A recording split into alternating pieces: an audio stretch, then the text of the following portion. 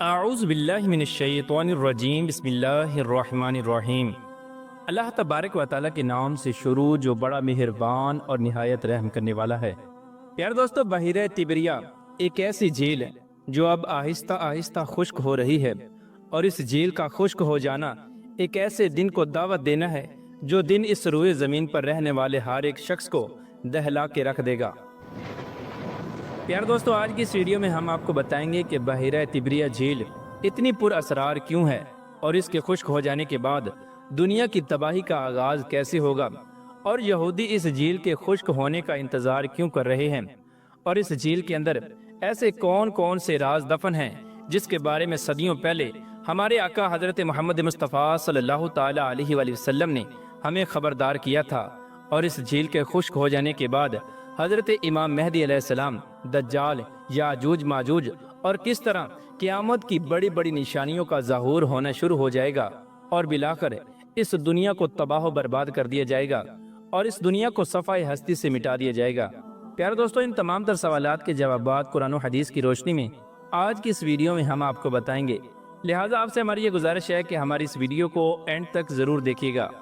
پیارے دوستو، یہ جھیل ایک ایسی سرزمین پر واقع ہے جو سرزمین حضور اکرم صلی اللہ تعالیٰ علیہ وآلہ وسلم کی پیش گوئیوں سے بھری ہوئی ہے، اور جس کے نیچے صدیوں کے راز ابل رہے ہیں۔ پیارے دوستو، بحیرہ تبریہ جھیل کی اہمیت کا اندازہ اس بات سے بخوبی لگایا جا سکتا ہے کہ اس جھیل سے بہت سارے انبیاء کرام نے پانی پیا اور اپنی پیاس کو بجھایا، اور اس جھیل کے کنارے تاریخ کے بہت بڑے بڑے قافلے گزرے، لیکن آج یہ پر اسرار جھیل دم توڑ رہی ہے اور اپنی آخری سانسیں لے رہی ہے۔ پیارے دوستو، آپ کو بتاتے چلیں کہ یہ جھیل صرف پانی کا ایک ذخیرہ نہیں، بلکہ حضور اکرم صلی اللہ تعالیٰ علیہ وآلہ وسلم کے فرامین کے مطابق قیامت کی ایک ایسی نشانی ہے جس کے بعد قیامت کی بڑی بڑی نشانیوں کا آغاز ہو جائے گا، اور یہ نشانیاں ہر ایک انسان کے دل کو لرزا کر رکھ دیں گی۔ جیسا کہ حضور اکرم صلی اللہ تعالیٰ علیہ وآلہ وسلم نے ارشاد فرمایا کہ جب قرب قیامت میں یاجوج ماجوج کا گروہ نکلے گا، تو یاجوج ماجوج کا پہلا گروہ جب اس جھیل کے کنارے پر پہنچے گا تو اس کا سارا پانی پی جائے گا، اور جب اس گروہ کے آخری لوگ اس جھیل پر پہنچیں گے تو وہ یہ کہیں گے کہ یہاں کبھی پانی ہوا کرتا تھا۔ پیارے دوستو، آج اس جھیل کے پانی کا خشک ہونا اس ہولناک منظر کی طرف اشارہ کر رہا ہے کہ جب اس دنیا پر ظلم کے بڑے بڑے پہاڑ ٹوٹ پڑیں گے اور اس دنیا کی تباہی کا آغاز شروع ہو جائے گا۔ پیارے دوستو، بحیرہ تبریہ جھیل شمالی فلسطین کے مقبوضہ علاقے میں شہر ناصرت کے مشرق میں واقع ہے، اور یہ دنیا کے سب سے نچلے خشکی والے علاقے میں موجود ہے، جو علاقہ اسے قدرتی طور پر محفوظ بناتا ہے۔ اس جھیل کی لمبائی تقریباً 21 کلومیٹر اور اس کی چوڑائی تقریباً 13 کلومیٹر ہے۔ یہ جھیل سطح زمین کی دوسری سب سے نچلی جھیل ہے۔ پہلی سب سے نچلی جھیل بحر مردار ہے۔ پیارے دوستو، اس جھیل کے اندر بارشوں، پہاڑوں کے چشموں اور شمال سے جنوب کی طرف بہنے والے دریائے اردن کا پانی آتا ہے، اور یہ جھیل صرف میٹھے پانی کی جھیل نہیں بلکہ اسرائیلی ریاست کے لیے پانی کا ایک بنیادی ذریعہ ہے، جہاں سے اسرائیل ہر سال بے شمار پانی حاصل کرتا ہے، اور اسی پانی کو زرعی اور گھریلو استعمال میں لایا جاتا ہے۔ پیارے دوستو، اس جھیل کا پانی مسلسل موسمی تبدیلی کی وجہ سے کم ہوتا جا رہا ہے، اور یہ جھیل خشک ہوتی جا رہی ہے۔ اس جھیل کے پانی کا خشک ہونا یہودیوں کے لیے ایک بہت بڑی خوشخبری ہے، کیونکہ یہودیوں کی پرانی کتابوں کے اندر اس جھیل کے خشک ہونے کا تعلق مسیح دجال کے ظہور کے ساتھ ہے۔ یعنی ان کا یہ ماننا ہے کہ جیسے ہی یہ جھیل خشک ہوگی تو ان کا نجات دہندہ یعنی مسیح دجال اس دنیا کے اندر ظاہر ہو جائے گا، اور یہودیوں کے نزدیک اس جھیل کا خشک ہونا خداوند کا دن یعنی آخری جنگ کے قریب ہونے کی نشانی ہے۔ یار دوستو، آپ کو بتاتے چلیں کہ یہودیوں کے مذہبی پیشوا ہر سال اس جھیل کے پانی کو چیک کرتے ہیں اور اس کی سطح کی پیمائش کرتے ہیں، اور اس جھیل کو آنے والی کائناتی تبدیلیوں کی پیش گوئی کا ذریعہ سمجھتے ہیں۔ پیارے دوستو، یہودیوں کا یہ ماننا ہے اور ان کا یہ عقیدہ ہے کہ جیسے ہی بحیرہ تبریہ یہ جھیل خشک ہو جائے گی تو اس کے بعد ان کا مسیحا دجال اس دنیا کے اندر ظاہر ہو جائے گا، جس کی مدد سے یہ یہودی قوم پوری دنیا پر غلبہ حاصل کر لے گی، اور ایک بار پھر یہ قوم پوری دنیا پر حکومت کرے گی۔ پیارے دوستو، اس جھیل کی اہمیت کا اندازہ اس بات سے بھی لگایا جا سکتا ہے کہ جب حضور اکرم صلی اللہ تعالیٰ علیہ وآلہ وسلم نے قیامت کی سب سے خوفناک نشانی یاجوج ماجوج کا ذکر کیا تو ان کے ساتھ اس جھیل کا بھی ذکر فرمایا، یعنی یہ جھیل وہ پہلا مقام ہوگا جہاں سے یاجوج ماجوج گروہ گزرے گا اور اس کا سارا پانی پی جائے گا۔ اور اس حدیث سے اس بات کا بھی اشارہ ملتا ہے کہ بحیرہ تبریہ اس مقام سے زیادہ دور نہیں جہاں یاجوج ماجوج قوم آج قید ہے، اور قرب قیامت میں جہاں سے یہ قوم ظاہر ہوگی۔ پیارے دوستو، بحیرہ تبریہ کا خشک ہو جانا اگرچہ قیامت کی بڑی نشانیوں میں سے کوئی ایک بڑی نشانی نہیں، لیکن یہ قیامت کی چھوٹی نشانیوں میں سے ایک ایسی خاص نشانی ہے کہ جس کے بعد پے در پے قیامت کی بڑی نشانیوں کا ظہور ہونا شروع ہو جائے گا۔ پیارے دوستو، حضور اکرم صلی اللہ تعالی علیہ وآلہ وسلم نے ارشاد فرمایا کہ قیامت اس وقت تک قائم نہ ہوگی جب تک کہ تم یہ 10 بڑی نشانیاں نہ دیکھ لو۔ نمبر 1، حضرت امام مہدی علیہ السلام کا اس دنیا میں تشریف لانا۔ نمبر 2، دجال کا ظہور۔ اور نمبر 3، حضرت عیسیٰ علیہ السلام کا نزول۔ اور نمبر 4، یاجوج ماجوج قوم کا خروج۔ اور نمبر 5، دخان۔ اور نمبر 6، سورج کا مغرب سے طلوع ہونا۔ اور نمبر 7، دابۃ الارض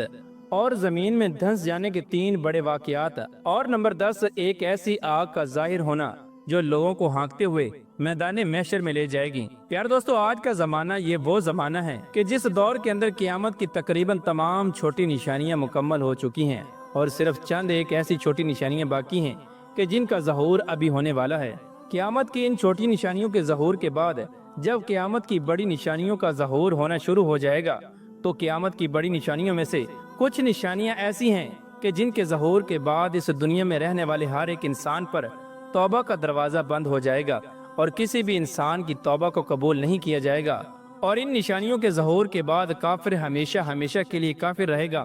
اور مسلمان ہمیشہ ہمیشہ کے لیے مسلمان رہے گا۔ جیسا کہ حضور اکرم صلی اللہ تعالی علیہ وآلہ وسلم نے ارشاد فرمایا کہ 3 چیزیں ایسی ہیں کہ جن کے بعد ایمان قبول نہیں کیا جائے گا۔ نمبر 1، سورج کا مغرب سے طلوع ہونا۔ اور نمبر 2، دجال کا خروج۔ اور نمبر 3، دابۃ الارض۔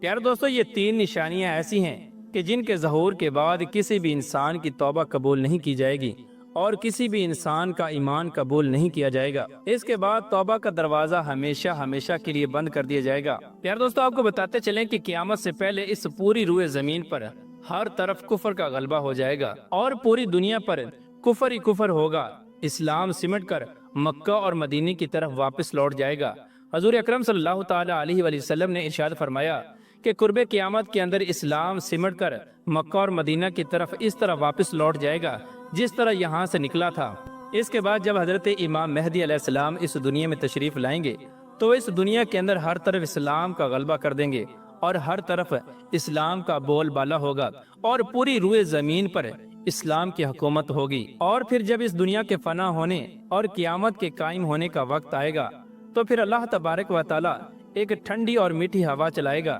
جو مومنین کی بغلوں کے نیچے سے گزرے گی۔ اس وقت تمام کے تمام مومنین اس دنیا فانی سے رخصت ہو جائیں گے۔ اس کے بعد اس روئے زمین پر ہر طرف کفر ہی کفر ہوگا، اور اس روئے زمین پر موجود انسان دنیا کے بدترین انسان ہوں گے، اور دنیا کے بدترین کافر ہوں گے، اور قیامت دنیا کے بدترین لوگوں پر قائم ہوگی، یعنی قیامت کافروں پر قائم کی جائے گی۔ اس کے بعد اللہ تبارک و تعالی حضرت اسرافیل علیہ السلام کو سور پھونکنے کا حکم دے گا، تو حضرت اسرافیل علیہ السلام اللہ تبارک و تعالیٰ کے حکم سے سور پھونکیں گے، اور آہستہ آہستہ یہ دنیا فنا ہونا شروع ہو جائے گی،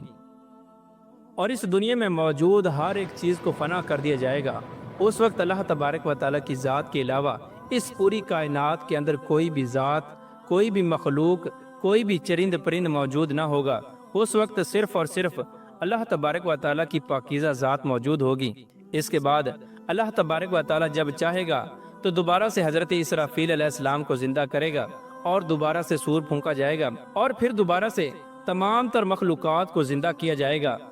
اور پھر اس کے بعد تمام تر لوگوں کے حساب و کتاب کا سلسلہ شروع ہو جائے گا۔ جن لوگوں نے اللہ تبارک و تعالیٰ کے حکم کے مطابق زندگی گزاری ہوگی تو اللہ تبارک و تعالیٰ ان لوگوں کو جنت میں جگہ عطا فرمائے گا، اور جو لوگ ساری زندگی اللہ تبارک و تعالیٰ کی نافرمانیاں کرتے رہے اور کفر کو خوش کرتے رہے اور اہل کفر کی میت اختیار کرتے رہے، بروز قیامت یہ لوگ ذلیل و رسوا ہوں گے، اور کافروں کے ساتھ ان کا حشر ہوگا، اور اللہ تبارک و تعالیٰ ایسے لوگوں کو گھسیٹ کر جہنم میں ڈال دے گا جو سب سے برا ٹھکانہ ہے۔ اللہ تبارک و تعالیٰ سے دعا ہے کہ اللہ تبارک و تعالیٰ ہمیں نیک اعمال کرنے کی توفیق عطا فرمائے، اور ان تمام تر برائیوں سے ہمیں بچائے جن برائیوں کے اندر مبتلا ہو کر پہلی قومیں ہلاک ہوئیں اور اللہ تبارک و تعالیٰ کے عذاب کی مستحق قرار پائیں۔ اللہ تبارک و تعالیٰ سے دعا ہے کہ اللہ تبارک و تعالیٰ ہمیں بروز قیامت اپنے محبوب ترین بندوں میں شامل فرمائے اور قیامت کے دن اپنے عرش کا سایہ نصیب فرمائے اور اپنے پیارے حبیب حضرت محمد مصطفیٰ صلی اللہ تعالی علیہ وآلہ وسلم کا جنت میں پڑوس نصیب فرمائے۔